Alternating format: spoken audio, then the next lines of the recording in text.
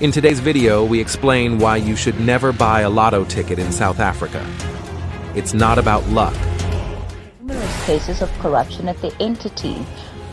Now, the National Lotteries Commission says it's working with the banking sector to weed out corruption. The SIU has found evidence of theft and money laundering in that organization amounting to, it says, 1.4 billion rand. The levels of corruption there allegedly are much wider than we'd imagined, much deeper. Absolutely, wider and deeper, Telekile. Across South Africa, thousands of communities still wait for clean water, functional clinics, and safe homes. Yet every week, millions of rands move through one of the country's most trusted institutions, the National Lottery, under the promise of funding exactly these essential services. But what if this promise has been broken? What if the National Lottery is no longer supporting the vulnerable, but enriching a powerful and politically connected few? The National Lotteries Commission, or NLC, was established to regulate lotteries and ensure that a significant portion of ticket revenue goes to good causes. According to its own reports, 47% of lottery income should be distributed to charities, youth development, arts and sports. Millions of South Africans support the lottery not just for the chance of winning, but to help build a better country. However, investigations reveal that much of this money has failed to reach those it was meant for.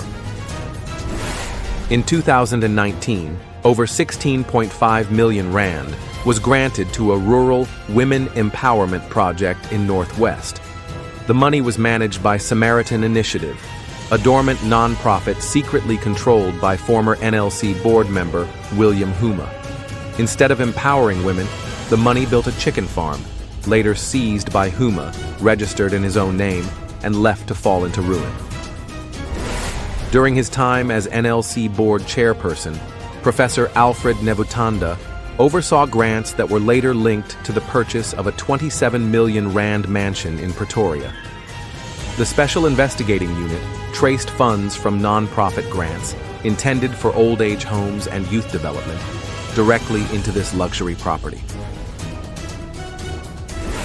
In another case, an NPO called Denje Primary Care received 28 million rand to build a drug rehabilitation center in Soshanguve.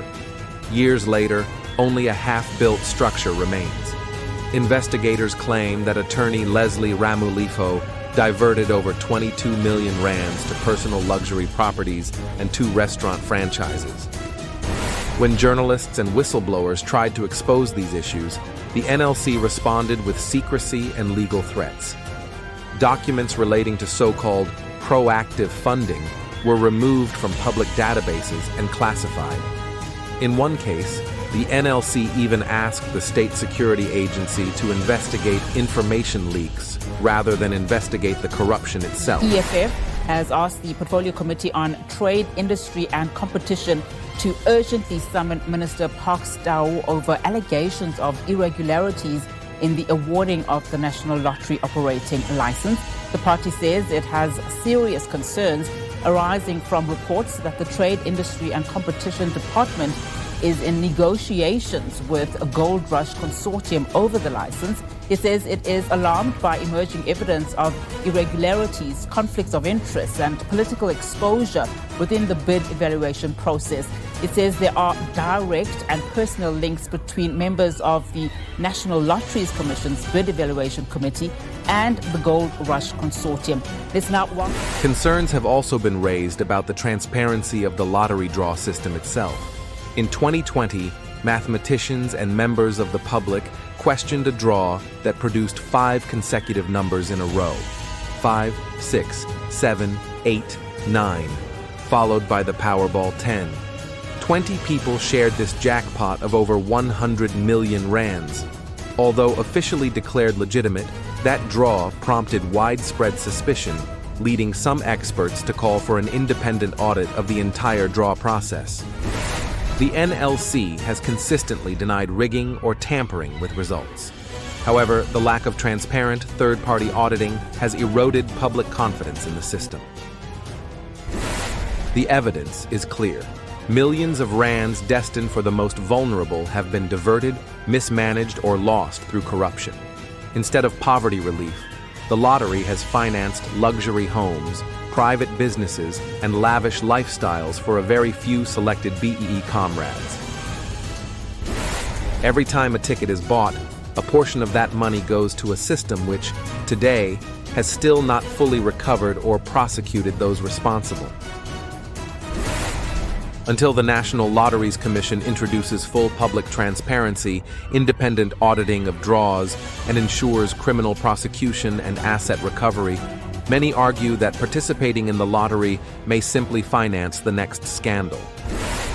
South Africans believe in giving. They believe in uplifting their communities. But until the lottery proves that it shares those values, citizens may need to take a breather withholding their support. No accountability, no Lotto. This is not about luck, it is about integrity. And it starts with refusing to fund a broken system. Thanks for watching Marco Polo Nexus, where curiosity meets clarity. Don't forget to like, subscribe, and turn on notifications so you never miss an insight.